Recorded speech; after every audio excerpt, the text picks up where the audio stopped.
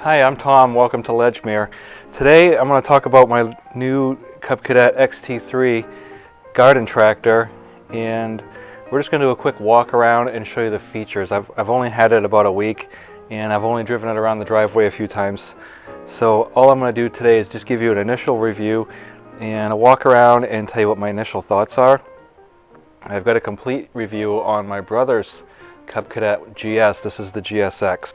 This tractor is a brand new 2022 Cub Cadet Enduro Series XT3 GSX, and this tractor differs from the one that I gave a review on earlier. That one was my brother's, and that's the GS. That's the base level, and this is the deluxe model. There used to be a GSE, there was one in between, but now they just have the GS and the GSX. So Cub Cadets are built in the United States, and the disclaimer is the same as all the other lawn and garden equipment that's built in the United States. Is they have a factory in the United States and they build the machine there, and a lot of the resources are globally farmed. And that's just like buying a car. You know, if you buy a new Ford or Chevy, it's built in America with parts that are globally sourced. So no different with lawn and garden tractors.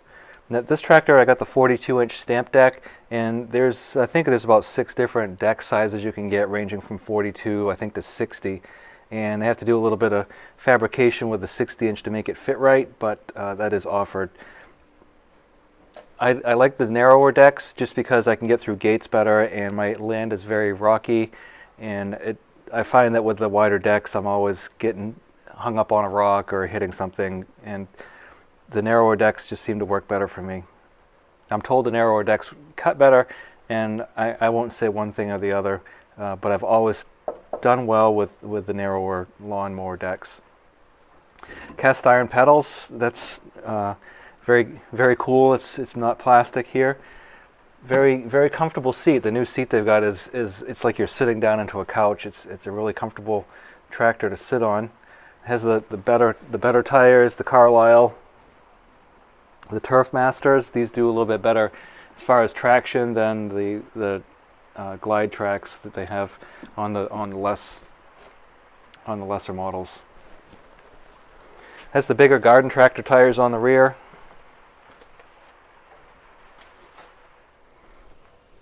The GSX comes with this full wraparound brush guard, which is great because all the tractors now seem to come with this plastic hood, and it's all one piece.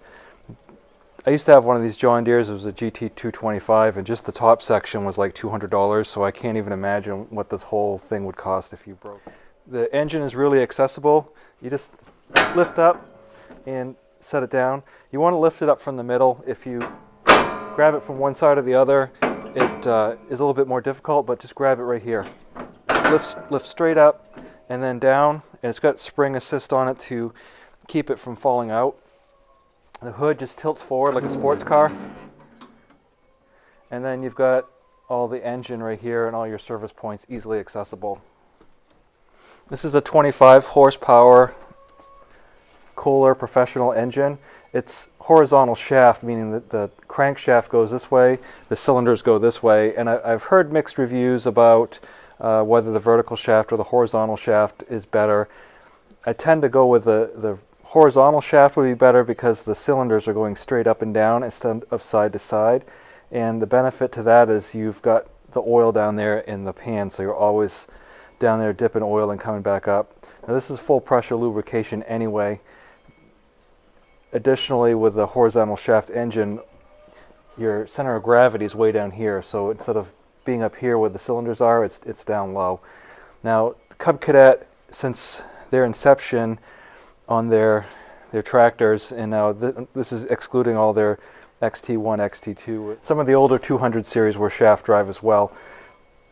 But this tractor, the XT3 series, there's 2 of them, the GS and the GSX, they're both horizontal shaft with a shaft drive to the transmission, and what that means is just like your car, there's no pulley with a belt to slip or brake or adjust, and if you've ever had to change a drive belt on a garden tractor, it's a real bear because it's recessed way up inside the frame.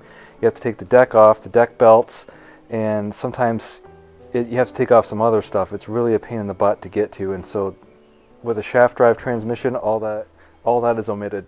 Now, the other benefit of a horizontal shaft engine is that you can have, first of all, the power shaft to the transmission coming off the back, and you can have a pulley on the front to run your power takeoff, and that's one of the big selling points of the horizontal shaft engines, and that's true with all the horizontal shaft. Automobiles, for example, typically will have a horizontal shaft engine. They'll have the fan and the pulleys all associated on the front, and then the drive shaft going to the transmission on the back. So this is just like your car, with the exception it's not liquid cooled. All the service points are easily accessible. So your oil filter's down here. Here's your fuel filter, your spark plug, one on each side, fuel pump, oil fill, oil dipstick, and your air filter here or here. I know some people are a little bit skeptical or question the longevity of the electric lift and electric power steering. I used to have a John Deere 112, it was a 1973, and I also had a 79 John Deere 214, both had electric lift on them. I just sold both of those within the last couple of years, and they both still work just the way they were intended. And of course my roosters have decided this is a great time to strike up a conversation with each other. Behind this piece of sheet metal right here is your battery, and what they warn you to do is if you have to boost your battery, to make sure you disconnect the battery terminals from the battery itself. The electric motor for the power steering is very sensitive to voltage, and the range that it accepts is very limited. So you want to make sure you disconnect the battery, and then you can go ahead and charge it. LED headlights, and then we'll just put this back up, and again all you have to do is just lift up, and then it goes right back in. It's really not that hard to do it. It's minimal effort. Front tires are 16 by 6.58, and you can see there's a washout port on the deck here, and my experience with these is that either use them all the time or don't use them. If you wash it off every time that you mow and then keep it in the sun so that it dries off, they do okay. If you only do it once a season, they're useless because by then the grass is already dried and caked on up under there, so you need to get a putty knife at that point and take it off. And so again, the jury's out on whether those are any good or not, but my advice to you is either use them or don't. And then it's got the wider anti-scalp wheels on it, and there's grease zerks on there to grease that little bolt that is the axle. Very easy to put the mower on. It's very similar to the John Deere ones. There's just like a U-bracket that you loosen up and pop that off, and then you got the two draft arms underneath on the back, and you just pop those out. So the deck comes off within a matter of minutes. Then you've got the belt there that comes off pretty quickly also. There's a number of different deck sizes. There's some different ones in that some are fabricated, some are stamped.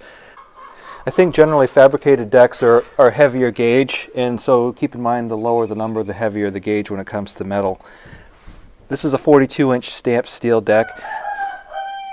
I've owned a number of 42-inch decks, and I actually like the narrower decks. I think personally they give a better cut, but here I've got so much rock and ledge that I really need to have the width to get through gates and around rocks and obstacles. And it just seems like 42-inch works great for me. My brother has a 50-inch on his, but he's got a lot of open space. And again, I'll put the link to his tractor at the end of this video.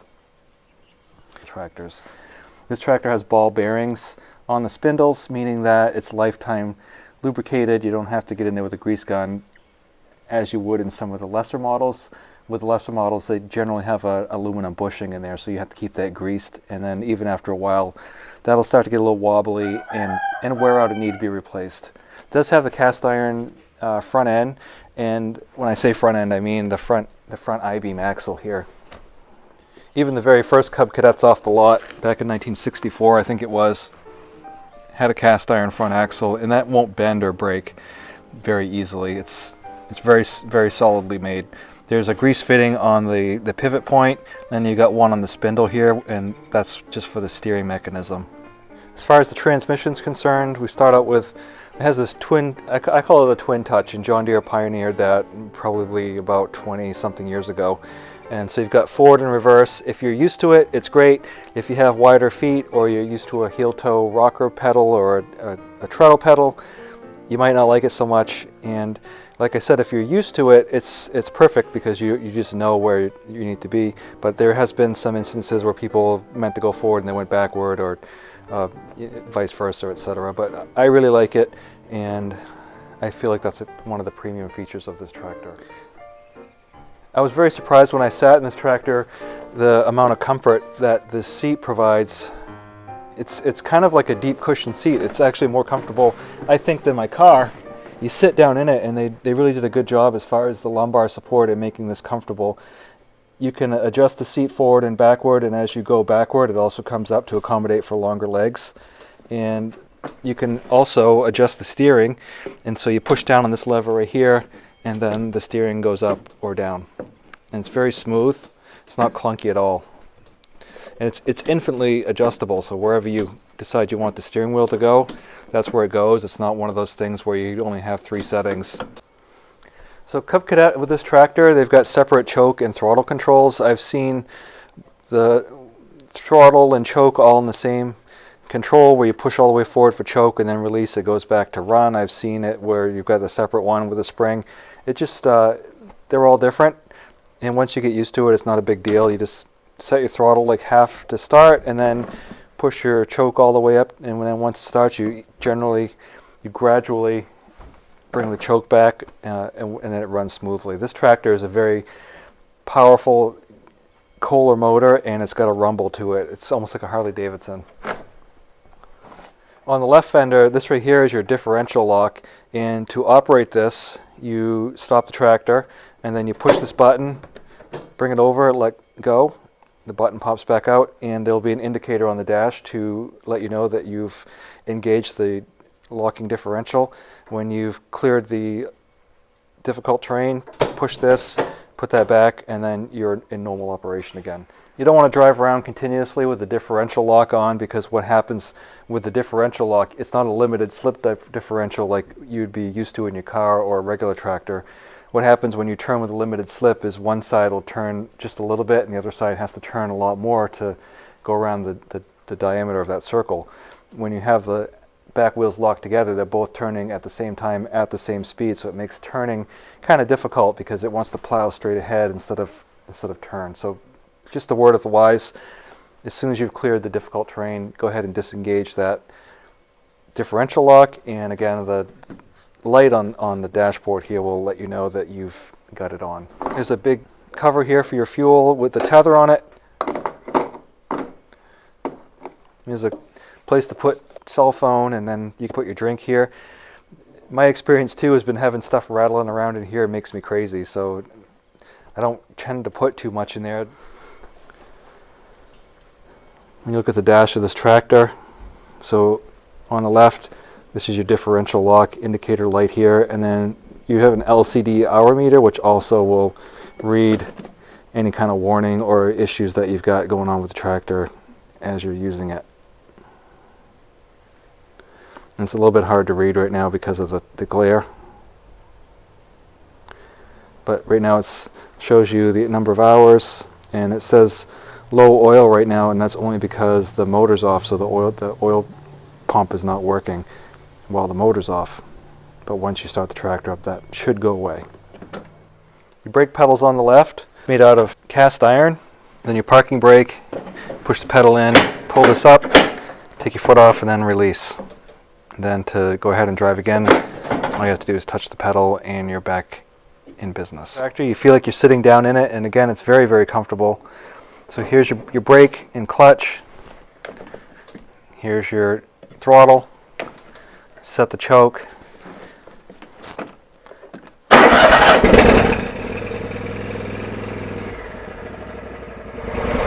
I'm going to turn the key switch, turn the motor off, and just put the key switch on, and I'm going to show you how this deck lift works here in a second. So when I come around to the right side of the tractor, this lever right here is your deck height indicator, and so it goes all the way up to 6 inches and then down to 0.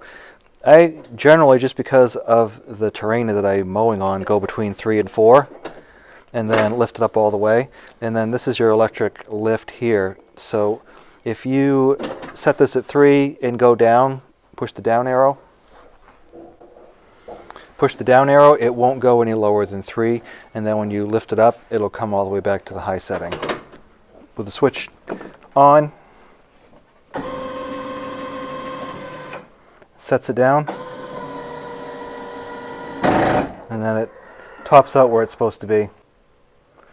So with your deck depth preset, let's say 3 inches, it will only go down and cut at 3 inches. That's the 3-inch mark. And then when you pick it up, it will lift it up all the way. It'll return to the fully raised position. Generally, I'll just keep it up like this, but you can see even with it up like that, it's topped out, it's come all the way up. This here is your electric PTO. So up is on, down is off. Simple thing that Cub Cadet has designed.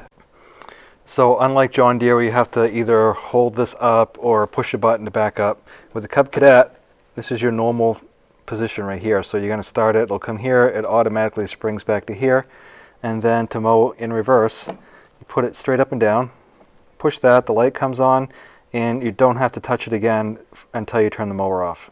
The whole time you're mowing, you can go forward, backward with the mower on, and there's no issues. Like I said, with John Deere, you either have to hold this up to mow in reverse or push a button.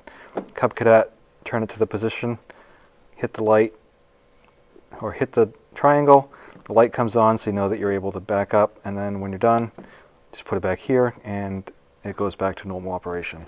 On the back of this tractor, you can see it's got a translucent fuel tank. I've never really had a problem with not having a gas gauge. The lack of a gas gauge isn't a deal breaker for me. Here's your dipstick here for your transmission. This transmission is not a throwaway transmission, it's fully serviceable, and it's made out of heavy-duty cast iron, it's not made out of aluminum. This tractor has 4-bolt automotive style hubs. So instead of having a square stock or an E-clip with a square key to power that wheel, it's actually got 4 bolts on a hub, just like on your car. Here's just a little bit better view of the back of the tractor, and again, it's a fully serviceable transmission with a cast iron case. You got a tow hitch. They do make a sleeve hitch that's manual. It's got a big lift lever on it. You can buy an electric actuator to power that sleeve hitch. Back tires are 23 10.512, so they're big garden tractor tires. I've just got these International Farmall Cub weights. I've got 2 on each side, so it's about 160 pounds of wheel weights on the tractor. They do make a weight bracket that goes on the back, and you can add some suitcase weights there, which obviously is easier to put on and off. I generally like to have wheel weights on my tractor. I just find it has better stability and gets better traction while you're traveling around. My land's pretty hilly, and that lower center of gravity and the additional weights just help provide better traction. Additionally, if you've got that bracket on the back with suitcase weights in it, and then all of a sudden you can't really tow anything because you've got all the weights. Another look at those hubs there. You should always read your operator manual before you run a new piece of equipment. Sometimes there's quirks isolated to that particular piece of equipment that you bought, and reading that owner's manual, that's your friend, so don't lose that. Keep it in a safe place where you can refer to it often. In the back there's also a parts list of commonly replaced parts. I've got another video where I've showed you some different oil filters on an XT2. I've got a review on it on an SLX50 XT2 that you can take a look at. And so again, I haven't used the tractor a whole lot, but this is an initial walk behind, and I'm hoping it's similar in quality and longevity to the GS that my brother had bought.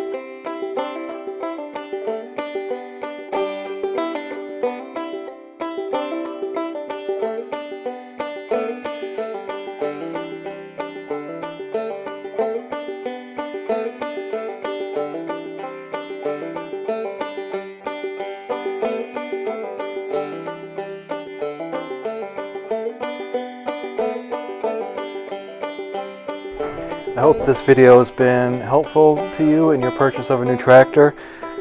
If you have any questions or comments, concerns, please leave them down in the comment section below. Again, I appreciate everybody who watches the channel. I really appreciate the feedback. And if you wouldn't mind taking a moment, hit subscribe to the channel and the little bell icon, then you won't miss any future videos. Thank you for watching, and have a great day.